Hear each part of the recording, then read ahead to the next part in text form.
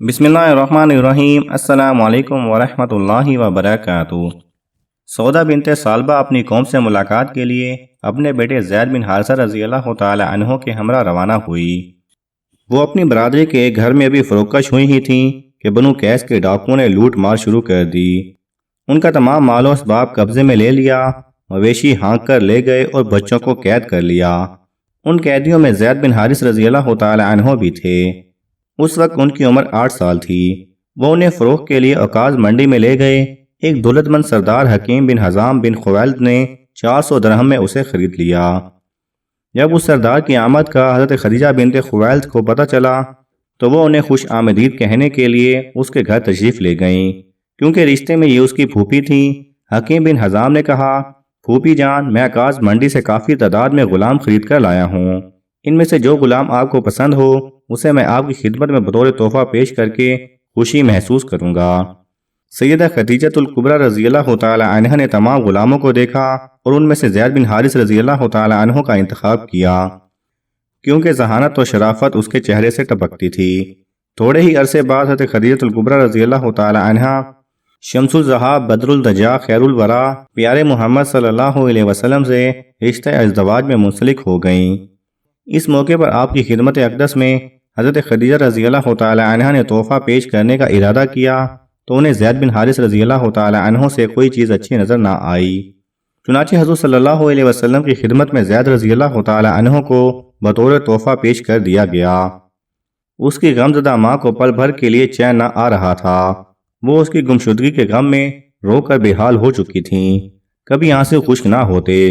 باپ نے اپنے لخت جگر کی تلاش میں ملک کا کونا کونا چھان مارا اور کہنے لگا، میرے نور چشم کو زمین نگل گئی یا آسمان اچک کر لے گیا۔ بعض اوقات غم و اندھوں میں مبتلا ایسے دلدوز انداز میں شعر کہنے لگتا کہ سننے والوں کا جگر چھلنی ہو جائے۔ ایک سال حج کے موقع پر زید بن حارث رضی اللہ تعالی عنہ کے خاندان کے چند افراد مکہ مکرمہ میں آئے۔ وہ لوگ بیت اللہ کا طواف کر رہے تھے کہ اچانک ان کی نظر زید بن حارث رضی اللہ تعالی عنہ پر پڑی۔ انہوں نے انہیں پہچان لیا اور زید رضی اللہ تعالی عنہ نے بھی انہیں پہچان لیا۔ آپس میں ایک دوسرے کے حالات معلوم کیے۔ جب وہ حج سے فارغ ہوئے اور اپنے وطن واپس لوٹے تو انہوں نے باپ حارث کو اطلاع دی کہ تیرا بیٹا زندہ سلامت ہے اور وہ اس وقت مکہ میں ہے۔ ہم نے بچشم خود اسے دیکھا ہے۔ اس نے ان سے باتیں کی اور اس کے حالات معلوم کیے ہیں۔ حضرت زید رضی اللہ تعالی عنہ کا انتخاب۔ خوشی کی یہ خبر سن کر حارثہ نے فوراً اپنی سواری تیار کی، کچھ نقدی بھی اپنے ساتھ لے لی تاکہ بطور فدیہ ادا کر سکے، اور اپنے بھائی کعب کو ہم سفر بنایا۔ دونوں تیز رفتاری کے ساتھ مکہ مکرمہ کی طرف روانہ ہوئے۔ وہاں پہنچتے ہی رسول اکرم صلی اللہ علیہ وسلم کی خدمت اقدس میں حاضر ہو کر عرض کی، آپ بیت اللہ کے ہمسایہ میں ہیں، مانگنے والوں کی جھولیاں بھر دیتے ہیں، بھوکوں کو کھانا کھلاتے ہیں۔ ہم نور چشم کو حاصل کرنے کی غرض سے بہت سا مال بھی لائے ہیں۔ خدارا ہم پر کرم کیجئے، آپ اس کی جو قیمت لینا چاہیں ہم بخوشی دینے کو تیار ہیں۔ رسول اکرم صلی اللہ علیہ وسلم نے ان کی باتیں سن کر ارشاد فرمایا، کون ہے تمہارا جس کا تم مطالبہ کر رہے ہو؟ عرض کی، آپ کا غلام زید بن حارثہ۔ آپ صلی اللہ علیہ وسلم نے فرمایا، ایک ایسی تجویز دوں جو فدیہ سے کہیں بہتر ہو؟ دونوں نے تعجب سے پوچھا، وہ کیا؟ آپ صلی اللہ علیہ وسلم نے فرمایا، میں اسے تمہارے سامنے لاتا ہوں، اگر وہ تمہارے ساتھ جانا پسند کرے تو اسے اختیار ہے، بڑی خوشی سے لے جائیں، میں اس کے بدلے کچھ بھی نہیں لوں گا۔ لیکن اگر اس نے میرے پاس رہنے کو ترجیح دی تو پھر میں اسے تمہارے ساتھ جانے پر مجبور نہیں کروں گا۔ یہ تجویز سن کر دونوں خوشی سے بولے۔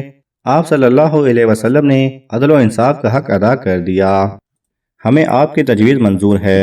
رسول اللہ صلی اللہ علیہ وسلم نے حضرت زید رضی اللہ تعالی عنہ کو بلایا اور دریافت کیا، یہ دونوں کون ہیں؟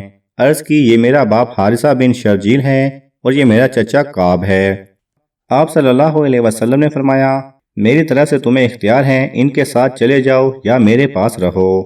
حضرت زید بن حارثہ رضی اللہ تعالی عنہ نے یہ فرمان سنتے ہی بغیر کسی تردد کے عرض کی، حضور میں تو آپ کے ساتھ ہی رہوں گا۔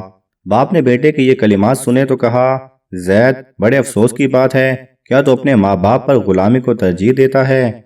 زید نے کہا، ابا جان، میں نے یہاں حضور صلی اللہ علیہ وسلم کے جن اوصاف حمیدہ کا مشاہدہ کیا ہے اور جس طرح آپ صلی اللہ علیہ وسلم مشفقانہ انداز میں میرے ساتھ پیش آتے ہیں، میں ان سے بہت زیادہ متاثر ہوا ہوں۔ لہٰذا میں انہیں چھوڑ کر کہیں نہیں جا سکتا۔ جس طرح حضرت زید بن حارثہ رضی اللہ تعالی عنہ نے نبی کریم صلی اللہ علیہ وسلم کے ساتھ والہانہ محبت کا مظاہرہ کیا، اسی طرح آپ بھی ان سے شفقت بھرے انداز میں پیش آئے اور انہیں اپنے خاندان کا ایک فرد بنا لیا۔ جب کسی مشن کے لیے حضرت زید رضی اللہ تعالی عنہ روانہ ہوتے تو آپ ان کے لیے دعا کرتے، جب اس مشن سے واپس لوٹتے تو آپ دلی مسرت کا اظہار کرتے۔ ام المومنین حضرت عائشہ رضی اللہ تعالی عنہ حضرت زید رضی اللہ تعالی عنہ کا رسول اکرم صلی اللہ علیہ وسلم کے ساتھ ایک ملاقات کا منظر بیان کرتے ہوئے فرماتی ہیں، ایک دفعہ کا ذکر ہے، زید بن حارثہ رضی اللہ تعالی عنہ ایک سفر سے واپس مدینہ منورہ آئے۔ رسول اکرم صلی اللہ علیہ وسلم میرے گھر تشریف فرما تھے۔ انہوں نے دروازے پر دستک دی، آپ جلدی سے دروازہ کھولنے کے لیے اٹھے۔ دروازہ کھولا تو سامنے زید بن حارثہ رضی اللہ تعالی عنہ کو کھڑے پایا۔ آپ کی خوشی کی کوئی انتہا نہ رہی، انہیں گلے لگایا، ماتھا چوما۔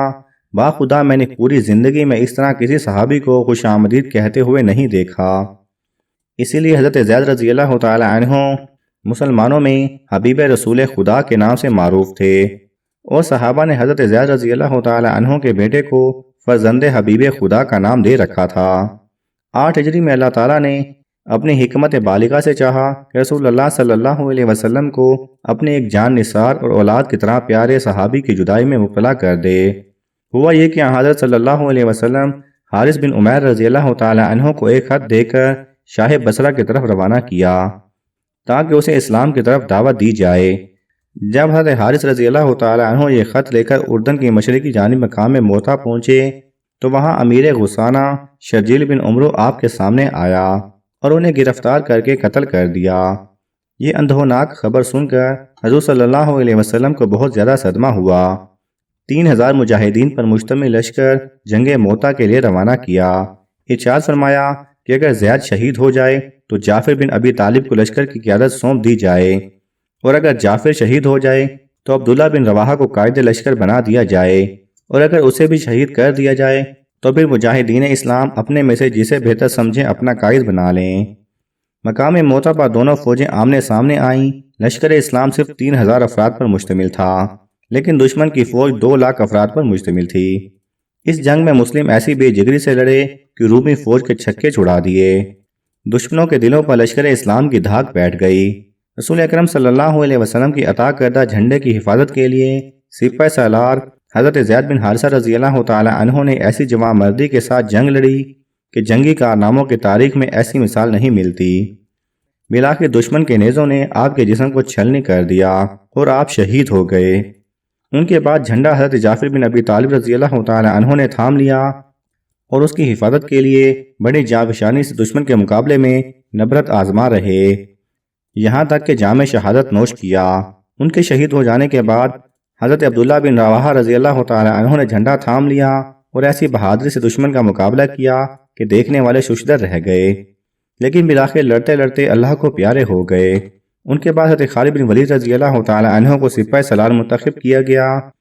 ابھی آپ نئے حلقہ بگوش اسلام ہوئے تھے، لیکن آپ نے اپنے تجربات کی بنیاد پر ایسی جنگی تدابیر اختیار کی کہ لشکر اسلام کو ہزیمت سے بچا لیا۔